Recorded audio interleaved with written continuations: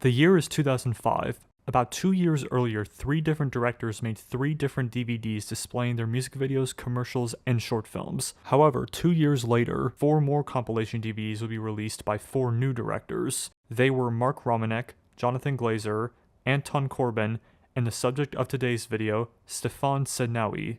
Like Chris Cunningham, whom I talked about in a previous video, he was a very popular music video director in the 90s and early 2000s who made some of the best videos of the era, but around the late 2000s he disappeared from music videos entirely, and he hasn't even made a feature film.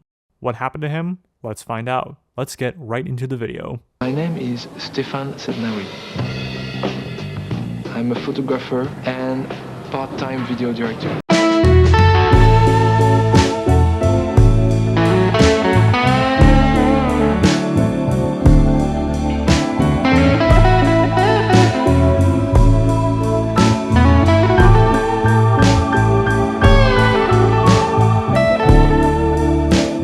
How do I describe a Stephane Sednaoui video? One thing that stands out to me is the unique and sometimes surreal cinematography.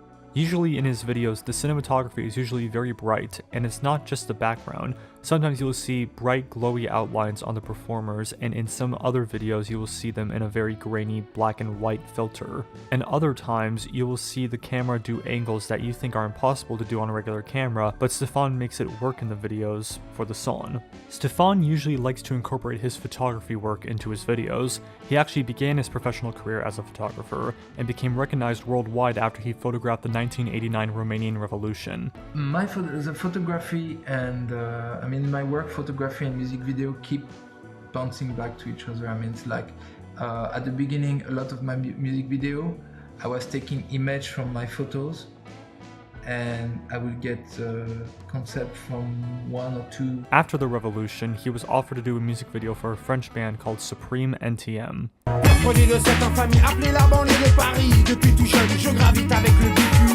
A producer gave me the opportunity, actually a manager, a friend of mine, who was managing a French rap band, got me a job, got me a video, the first video of a band called NTM.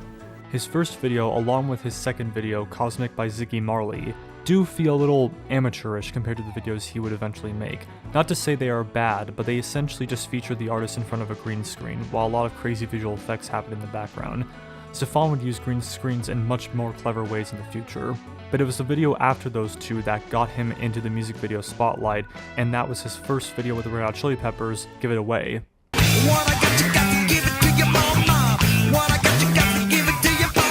The video was an instant success on MTV and was one of the catalysts that helped bring the Red Hot Chili Peppers into the mainstream. What makes the video so unique is not just the grainy black and white cinematography, it's the way Stephane uses editing and composing different shots on top of one another, and it's the use of makeup on the Chili Peppers themselves that gives the band this almost mystic touch to them.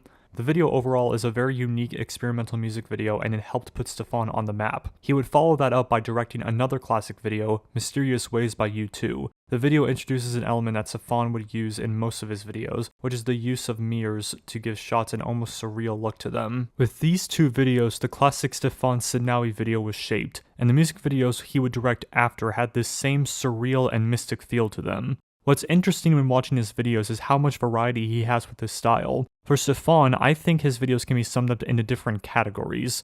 We've already discussed his green screen videos, which he would get better at throughout the years, with his videos for Beck's Mixed Business and Tina Turner's Whatever You Want video, showing off what he can do with green screen in a unique and interesting way, especially the Whatever You Want video, which is a great use of green screen. Another category is what I like to call the museum piece video. These are videos that basically feel like you are looking at an art piece at a museum with different musicians singing and dancing around it. These include videos like Lotus by REM and possibly Maybe by Bjork.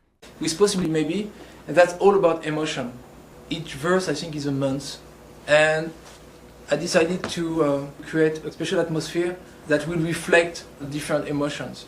So different colors for each atmosphere, different setup, different element, different clothes.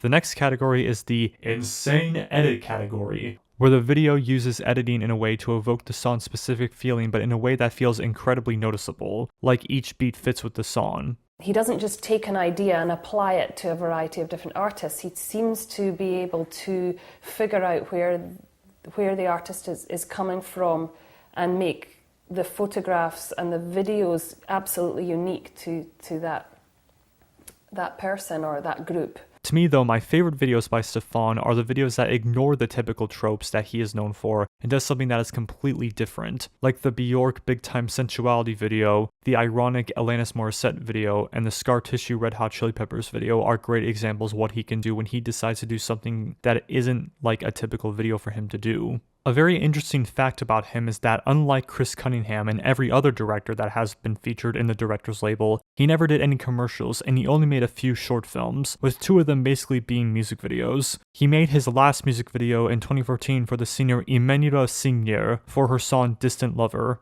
I hope I pronounced that right, because as all of you know from my Cunningham video, I am the king of pronunciations. And no joke, I think this is the worst video he's ever made. I really don't like to criticize things, but my goodness, this video is really bad. I mean, just look at it. The video honestly feels like it was made by someone who lost the passion to make music videos. And that's because Stephane was going down a different path, and that path was going back into photography. If you remember from the beginning of the video, Stephane said that he was a photographer and part-time video director. Even though it's short, I think that says a lot about how he views photography and video directing. What this clip says is basically he prioritizes photography above video directing, and in the end he gave up music video directing entirely just to pursue his passion of photography. According to him, being a photographer was a total accident.